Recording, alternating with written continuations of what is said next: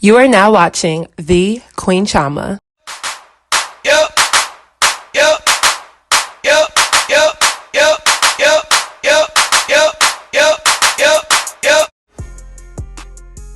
So hey guys, I'm back with another video. So tonight's video is yet again another Chioma Chats video podcast edition. So by the title, we're going to be talking about Hazel E and her recent mishap when it came to her getting a BBL. So Hazel E is known for her appearances in Love and Hip Hop Hollywood, and she also works heavily in social media as she was a publicist for several celebrities. She is married to reality TV star and model Devin Waller, and the two have a soon-to-be 2-year-old baby girl. So as some of y'all know, a few years ago, Hazel E was in hot water for making disrespectful comments about dark-skinned black women, and a lot of people lost support for Hazel E. I saw some people on the internet not feeling bad for her current situation because of those comments, and I think that's fair, but I also feel like there's a secondhand sector to her recent surgery failure. In an attempt to do a mommy makeover, which essentially is lifting the breast, removing excess fat from the waist and stomach area, and then giving a little bit more definition and pronunciation in the hips, Hazel E unfortunately had some complications. She detailed this on her Instagram Live in a very tearful and raw video. So to sum up a lot of what she said, I'm going to read an article from icecreamcombos.com. It says, Hazel E took to social media in tears from the hospital bed in Istanbul, Turkey, after she suffered complications while undergoing a mommy makeover procedure. The former Love and Hip Hop Hollywood star shared there was an issue with her breast implants that caused them to leak, and it was making her very sick. So they ultimately had to be removed. She says,